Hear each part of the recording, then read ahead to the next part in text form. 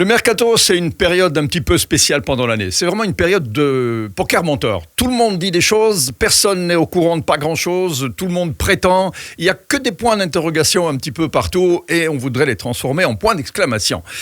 Mes frères, mes sœurs, mes cousins, mes cousines, le mercato, c'est le marché. Et au marché, on achète et on vend. Et parfois, il est plus difficile de vendre que d'acheter. Et puis, ça dépend aussi de ce qu'on a en poche pour acheter et ça dépend aussi de ce que de l'autre côté, on attend.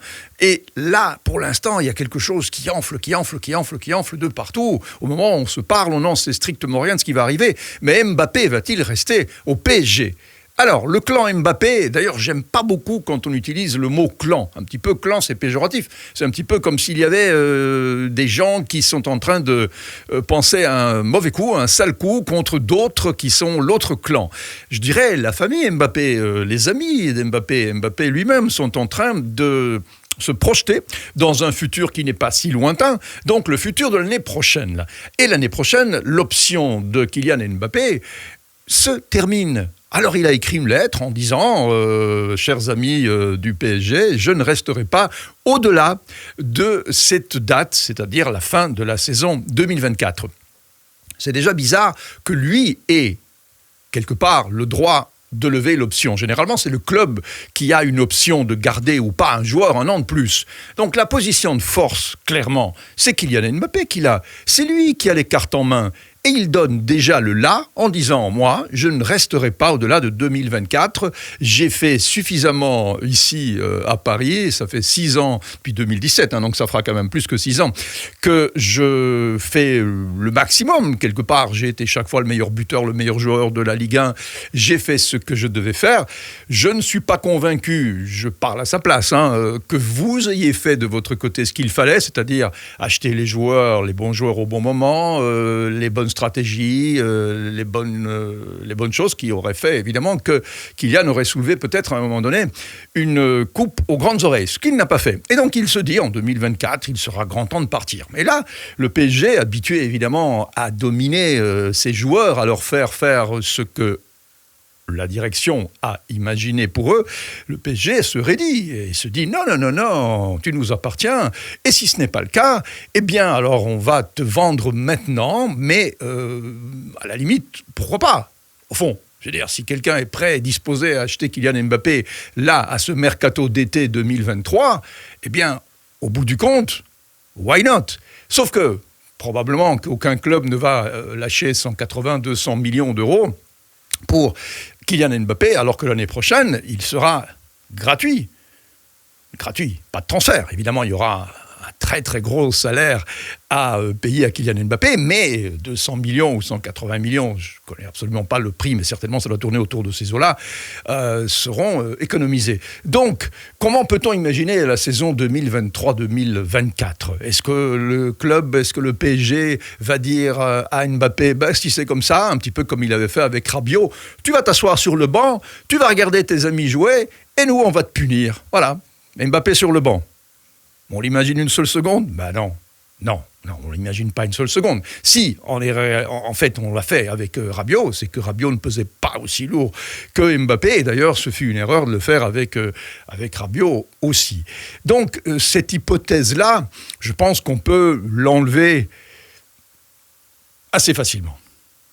Et puis, il faut aussi se dire que qui aurait imaginé qu'il y a 2 ans, Messi, qu'on a accueilli comme un demi-dieu, à juste titre, aurait terminé sa saison sous les sifflets ? Qui aurait pu imaginer que Neymar, qu'on a fait signer jusqu'en 2027, et qu'on essaierait aujourd'hui de s'en débarrasser comme une vieille pantoufle ? Parce que fondamentalement, c'est un petit peu ça. On a un contrat aussi avec Neymar qui dure jusqu'en 2027 et que plus personne n'a envie d'honorer.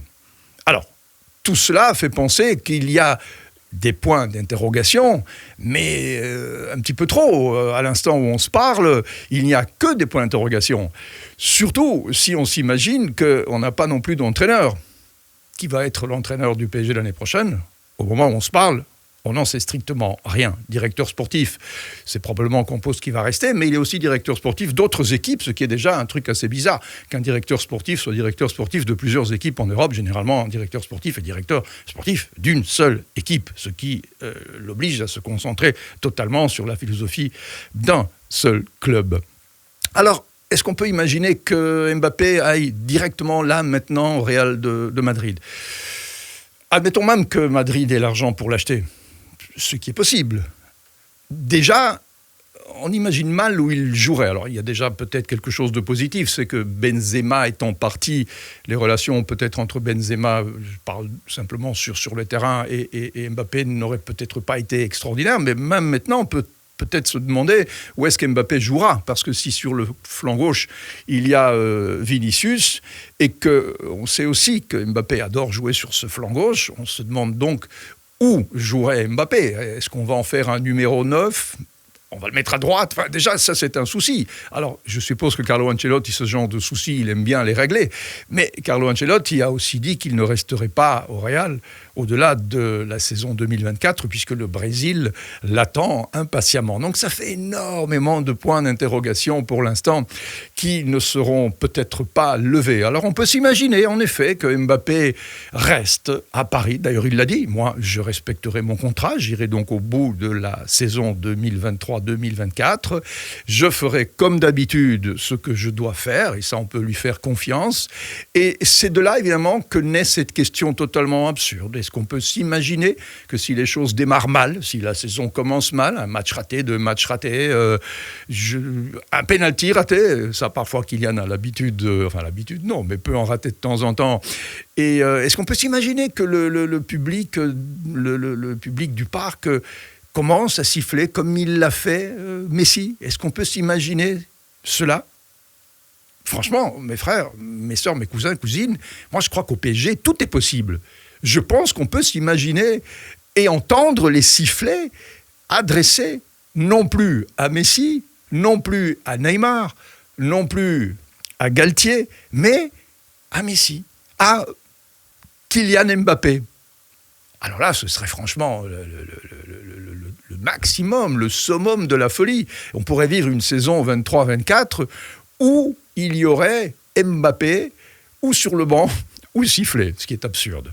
Et Neymar, on n'en sait strictement rien, parce que fondamentalement, si d'aventure Mbappé part au Real de Madrid, j'en doute, mais on ne sait jamais, alors il va falloir recourtiser Neymar pour lui dire « s'il te plaît, reste avec nous », parce que sinon il n'y a plus personne.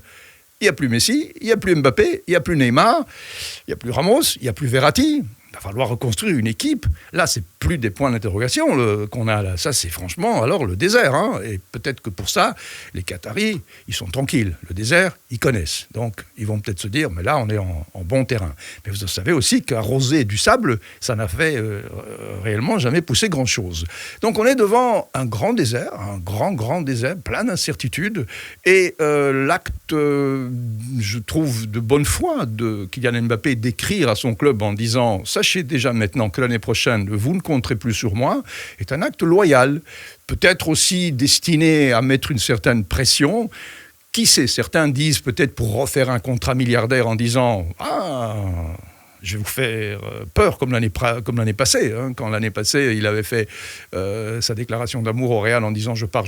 À la fin, il est resté et le contrat a explosé et on lui a fait des offres mirobolantes. Peut-être que c'est la même technique, mais j'en doute cette fois-ci. On verra.